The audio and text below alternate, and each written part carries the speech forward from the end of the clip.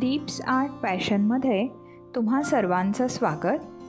मैत्रिणींनो, आजच्या व्लॉगमध्ये आपण फणसाच्या गोड पुऱ्या करणार आहोत. चला तर मग रेसिपीला सुरुवात करूयात. आता इथे मी हे 10 ते 12 कापा फणसाचे गरे घेतले आहेत. याच्या आठळ्या काढून घेतल्या आहेत. आता आपण हे गरे मिक्सरमधून फिरवून घेऊयात आणि त्याची अगदी बारीक पेस्ट करून घेऊयात.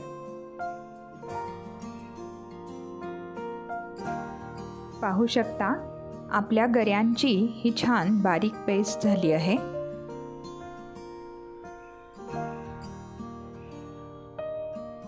आता ही पेस्ट या वाटीच्या प्रमाणाने एक साधारण वाटीभर झाली आहे. आता हा फणस अगदी गोड आहे, त्यामुळे त्याच वाटीच्या मापाने साधारण आपण पाव वाटी गूळ घेऊयात.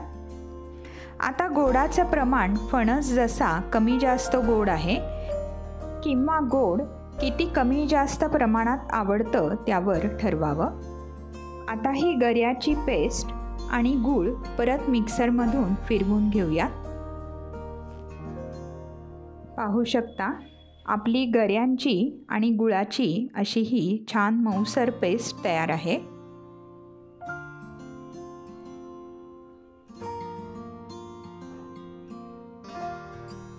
आता पुऱ्यांची कणिक भिजवून घेऊया.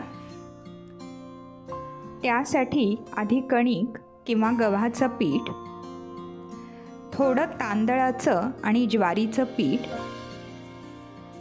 बेसन,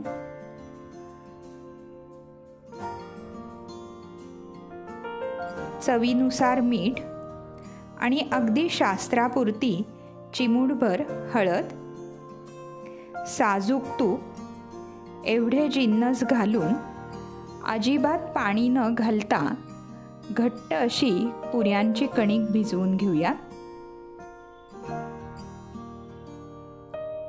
लागेल तशी अजून थोडी थोडी कणिक घालून छान घट्ट अशी पुऱ्यांची कणिक भिजवून घेऊया.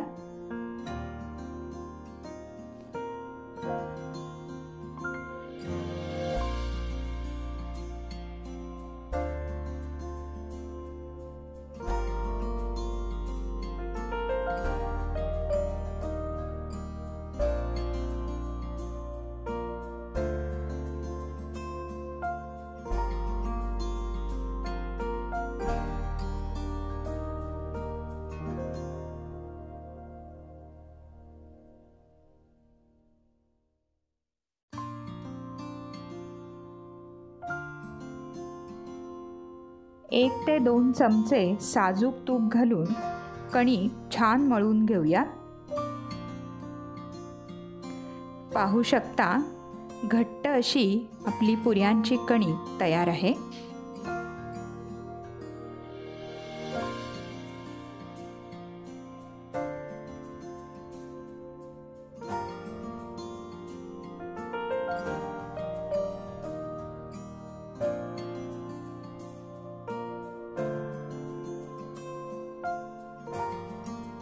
दहा ते 15 मिनिटं ही कणिक झाकून बाजूला ठेवून देऊया. 10 ते 15 मिनिटांनी कणिक आपली पाहू शकता छान भिजली आहे. थोडी मळून घेऊया.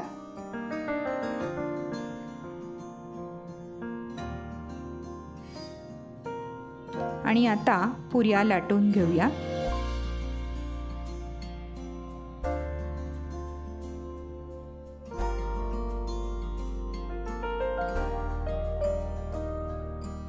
एक एक करत मी इथे जेवढी दाखवती आहे तेवढ्या साधारण जाडीच्या पुऱ्या मी इथे लाटल्या आहेत. फार पातळ नाही आणि फार जाडही नाही अशा पुऱ्या लाटून घेऊया. आता तेल तापत टाकूया आणि मध्यम आचेवर छान खरपूस लालसर अशा या पुऱ्या तळून घेऊया. पाहू शकता आपली पहिलीच पुरी छान फुगली आहे।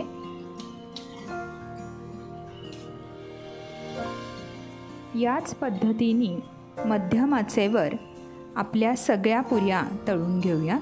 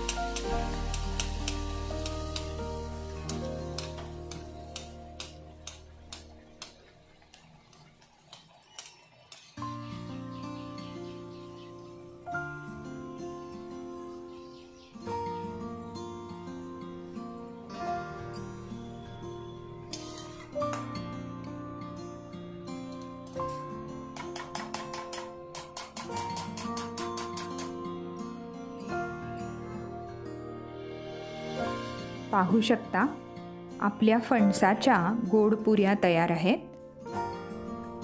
या दाखवलेल्या प्रमाणात साधारण मध्यम आकाराच्या 20 पुऱ्या झाल्या होत्या।